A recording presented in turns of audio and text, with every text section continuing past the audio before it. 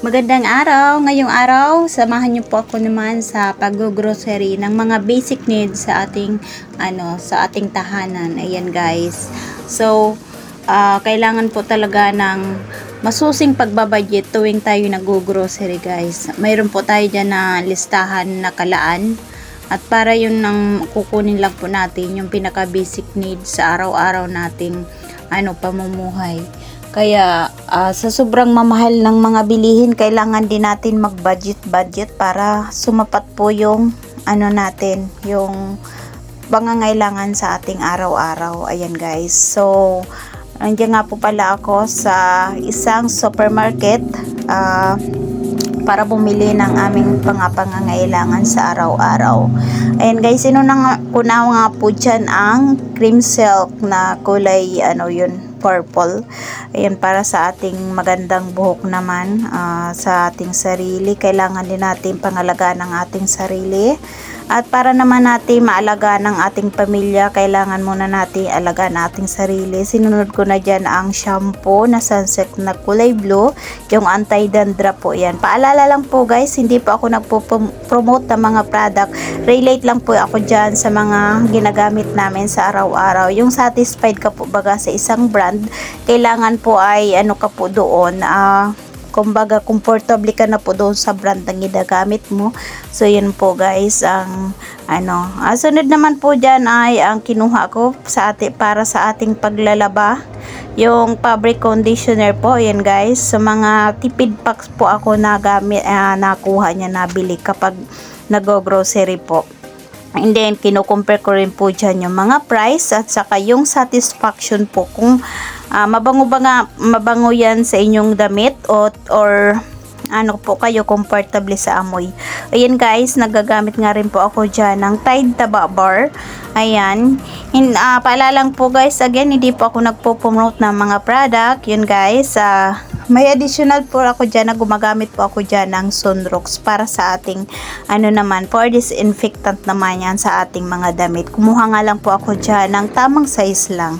Ayan guys, so kailangan po ay masusing pagbabudget talaga bilang isang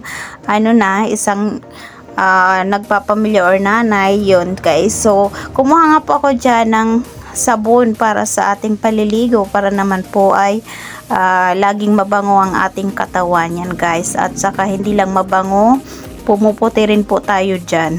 Yan guys. Ayan guys, para sa aking anak naman, kasi nga po lagi yung naghahanap ng pasalubong, inanuhan ko rin po ng Watataps at saka yung sliced bread guys, kumuha na rin po ako dyan para sa aming snacks. Ayan, kaya nagbabalak po kasi ako guys na mag sandwich. And guys, kumuha rin po ako dyan ng hopyang baboy, paborito ko po yan guys. At saka para sa ating sangkap sa kusina, kumuha rin po tayo dyan ng oyster sauce para masarap ang ating pagluluto. Ayan guys, ang oyster sauce.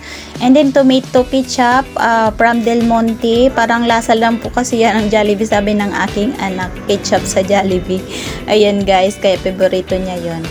So guys, sa pagbabudget nga po bilang nanay ay kailangan natin masusing pagbabudget. Yan guys, kumuha rin po ako dyan ng tomato paste para sa aking nagbabalak po ako magluto ng overload seafood. Ayan guys, isa yun sa mga ingredients. And kumuha na nga rin po ako dyan ng luncheon meat na Chinese style kasi nga po yun, masarap nga rin po yan.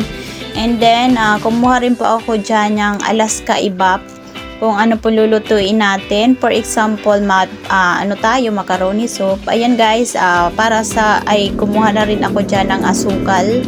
Ayan, yun nga po ang pinaka basic needs na hindi mawala sa atin, ang asukal.